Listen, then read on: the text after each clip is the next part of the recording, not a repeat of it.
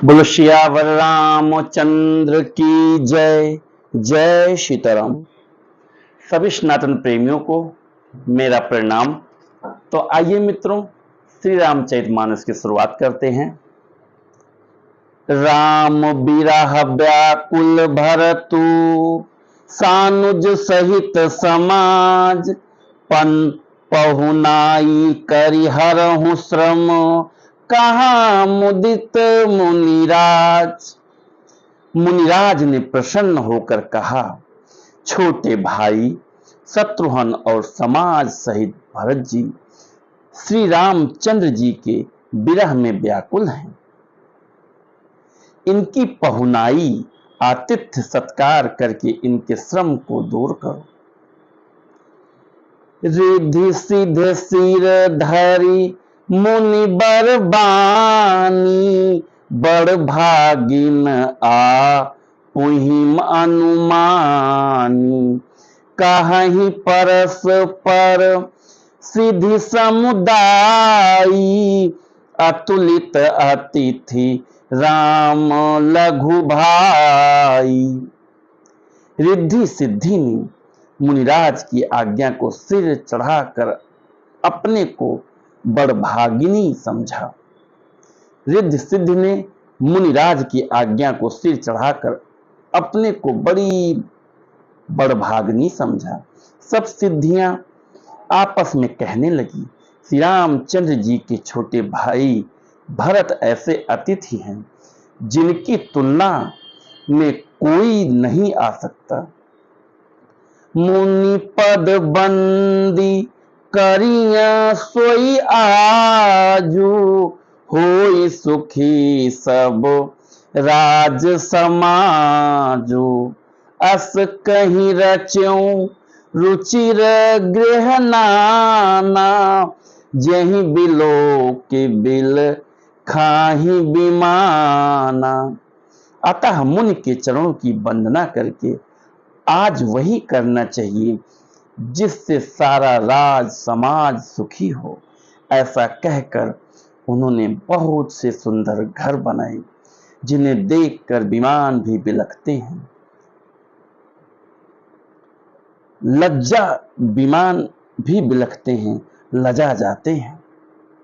तो मित्रों, जो रिद्धियां हैं सिद्धियां हैं सब लग जाते हैं व्यवस्था करने के लिए भरत जी के लिए। जब भरद्वाज ऋषि जी बोलते हैं तो मित्रों आपको पता है, आदमी शरीर से महान नहीं होता, आदमी कर्म से महान होता है। जब वो आता है, क्योंकि किसी का भी आप नाम देंगे कर्म के अनुसार ही होता है। आप सोचिए, जब तक राम जी गृहस्थ जीवन में थे तब तक श्री राम थे, लेकिन जब वो गए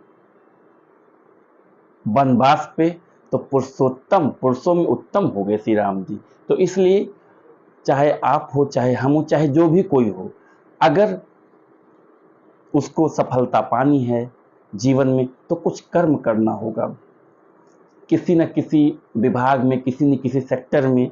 तो इसलिए पहले आप अपने आप को उस काबिल बनाइए कि आपको लोग जाने, आपको लोग समझें। किसी भी सेक्टर में कुछ भी करिए, देखिए ना भी किसी के नाम होता है, उन्होंने ये कर डाला, उन्होंने ये कर डाला। तो भक्ति करिए। जब भक्ति करेंगे तो आपके अंदर एक विचार आएगा, उस विचार से आप कुछ न कुछ ऐसा करेंगे जिससे आपका नाम होगा। तो आइए आगे बढ़ते हैं।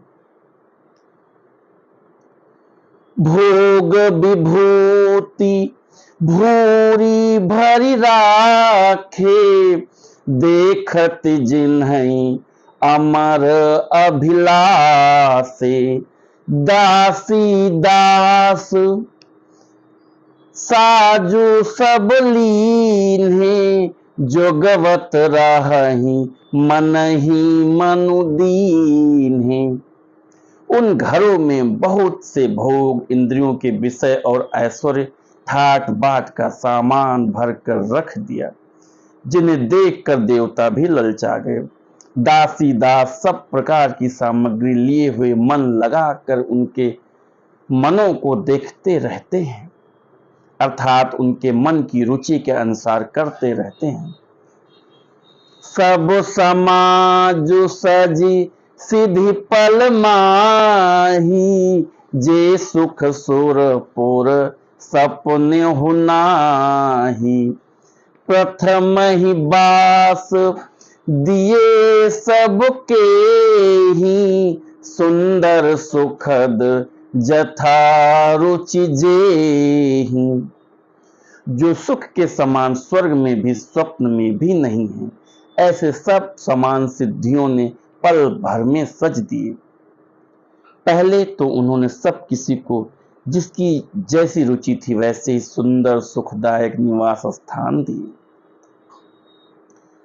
बहुरी सपरिजन भरत कहूं, ऋषि अस आय सुदीन। विधि विस्मय दायक विभव, मुनि बर तपोबल कीन। और फिर कुटुंब सहित भतीजी को दिए। फिर कुटुंब सहित भरत जी को दिए, क्योंकि ऋषि भरद्वाज जी ने ऐसी ही आज्ञा दे रखी थी। भरत जी चाहते थे कि उनके सब संगियों को आराम मिले, इसलिए उनके मन की बात जानकर मुनि ने पहले उन लोगों को स्थान देकर पीछे सब परिवार भरत जी को स्थान देने के लिए आज्ञा दी थी। मुनि श्रेष्ठ ने तपोबल से ब्रह्मा को भी चकित कर देने वाला वैभव रच दिया। बोलो सियावर रामचंद्र की जय। जय सीताराम। तो मित्रों, आज का श्री रामचरितमानस का पाठन यहीं पे समाप्त हुआ, यहीं पे कंप्लीट हुआ। तो आप लोग भी कोशिश करिए कि कम से कम 5 चौपाई श्री रामचरितमानस की जरूर पढ़िए, डेली पढ़िए, लिखिए अपने परिवार के साथ, अपने बच्चों के साथ, माताओं बहनों के साथ। मित्रों, एक चीज ध्यान रखिए, जो भी मित्र अपने माता पिता का पैर नहीं छूते हैं, उनको चाहिए कम से कम शाम को, जो बच्चे हैं उनको खास करके माता पिता का पांव दबाएं, पैर छुएं, उनका आशीर्वाद लें। आप जब ऐसा करते हैं तो आपको एक अलग आनंद, एक अलग सुकून मिलता है। लेकिन श्री रामचरितमानस जरूर पढ़िए, कम से कम 5 चौपाई डेली। जो ये हमारी मुहिम है, हर व्यक्ति, हर घर श्री रामचरितमानस पढ़ा जाए, इससे आप सभी लोग जरूर जुड़िए। जय सीताराम।